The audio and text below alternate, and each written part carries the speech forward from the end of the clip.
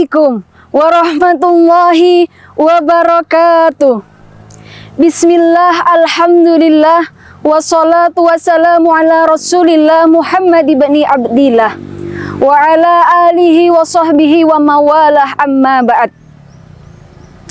Pemirsa Dafika TV dan sahabat Fatayat Nahdlatul Ulama rahimakumullah, marilah kita bersyukur kepada Allah Subhanahu wa Ta'ala yang telah memberikan nikmat kesehatan, nikmat umur yang panjang, dan nikmat kesempatan sehingga kita masih dapat berjumpa lagi di bulan yang sangat agung, bulan yang sangat mulia, yaitu bulan suci Ramadan yang sangat kita cinta. Pemirsa, tidak terasa kita telah memasuki minggu terakhir di bulan suci Ramadan, yang mana kita telah sama-sama menyaksikan fenomena tentang pindahnya umat dari masjid ke rumah untuk membuat kue lebaran, dari masjid ke pasar untuk mencari baju lebaran, dari masjid pindah ke stasiun, ke halte, bahkan ada yang pindah ke bandara untuk mudik lebaran. Antusias masyarakat ini dilakukan karena saking bahagianya akan menyambut hari kemenangan, yaitu pada tanggal 1 Syawal, hari raya Idul Fitri bagi umat Islam. Ketika selesai kita berbuka puasa, takbir sudah berkumandang. Allahu Akbar, Allahu Akbar, Allahu Akbar. La ilaha illallah, Allahu Akbar, Allahu Akbar, walillahil hamd. Berarti kemenangan bagi umat Islam telah tiba. Dan esok pagi hari adalah tanggal 1 Syawal, di mana umat Islam dari segala penjuru dunia akan berbondong-bondong, berduyun-duyun ke masjid untuk melaksanakan sholat Idul Fitri. Dan pada tanggal 1 Syawal ada sebuah cerita. Para sahabat mendengarkan baginda Rasul mengucapkan amin sampai 3 kali. Mereka heran, kok tidak ada yang berdoa, tidak ada angin, tidak ada hujan, tapi baginda mengucapkan amin sampai 3 kali. Lalu mereka bertanya, "Ya Rasul, ada apa gerangan? Kok mengucapkan amin sampai 3 kali?" Rasul menjawab, "Kalian tidak tahu?" "Tidak ya Rasul," kata sahabat. "Tadi setelah selesai sholat id, malaikat Jibril turun kepadaku dan berkata, 'Ya Muhammad, ketika saya berdoa, maukah kamu mengaminkannya?' Saya menjawab, 'Silahkan Jibril.' Lalu setelah itu, malaikat Jibril pun berdoa dan diaminkan oleh baginda Rasul. Logikanya, ketika malaikat Jibril yang berdoa lalu diaminkan oleh baginda Rasul, apakah iya doanya akan meleset? Dan apa sajakah isi doa malaikat Jibril? Ada 3 permohonan. Yang pertama, "Ya Allah, di tanggal 1 Syawal hari ini ya Allah, jangan pernah Engkau terima ibadah dan puasanya kepada anak yang durhaka, kepada ayah dan ibunya."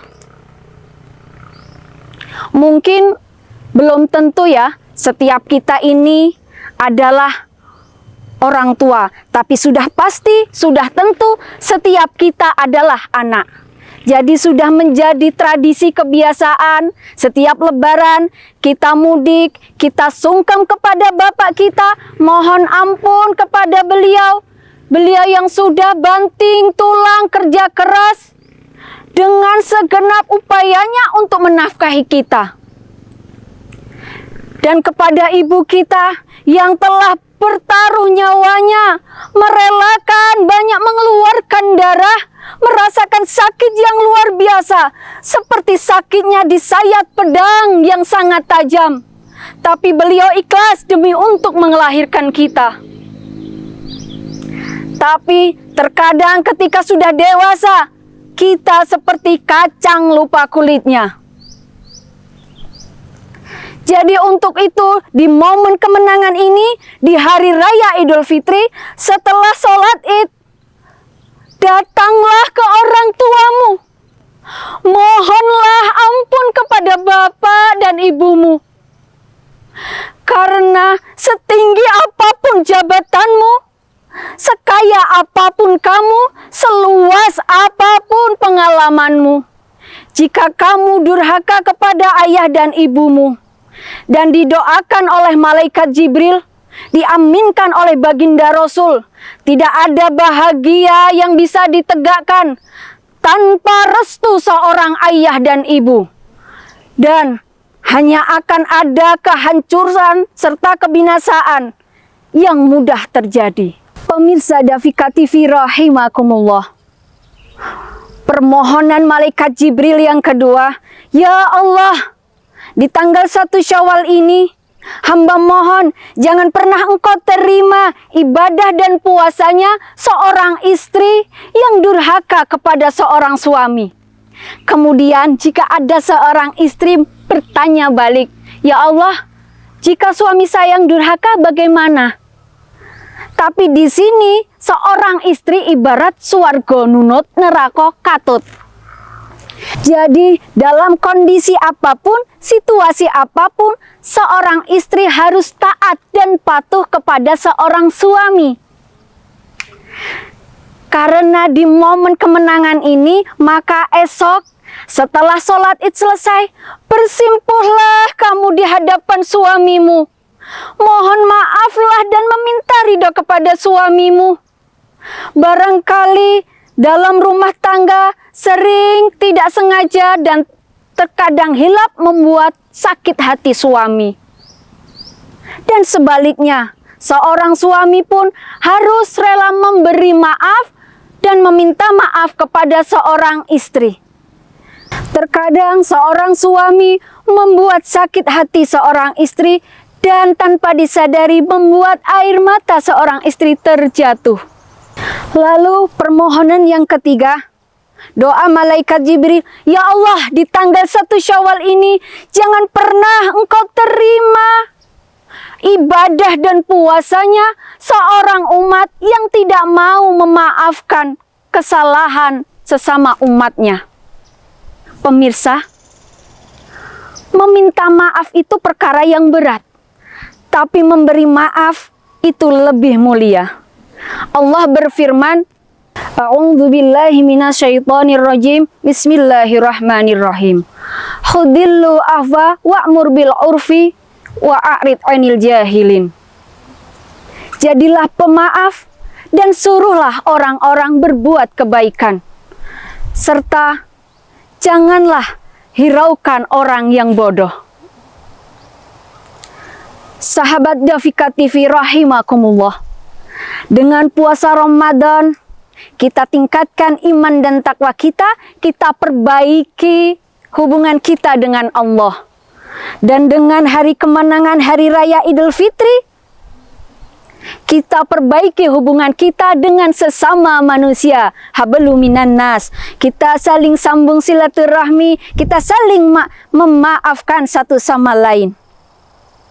Karena sesungguhnya akhlak yang utama di dunia dan di akhirat ialah akhlak orang-orang yang mau menyambung silaturahmi kepada orang yang memutuskan hubungan silaturahmi kepada kita. Dan akhlak kepada orang-orang yang mau memberi kepada orang yang menahan pemberiannya kepada kita. Setelah itu apa? Setelah itu adalah orang yang mau memaafkan kepada orang yang menganiaya kita. Semoga di hari kemenangan ini kita bisa saling ikhlas memaafkan dan semoga apa yang saya sampaikan bisa menjadi manfaat untuk kita semua. Saya Anita Yuliana dari PAC Seputih Agung mengucapkan taqabbalallahu minna wa minkum, taqabbal ya karim, minal aidin wal faidin, mohon maaf lahir dan batin. Wallahul muwafiq ila aqwamit thoriq. Wassalamualaikum warahmatullahi wabarakatuh.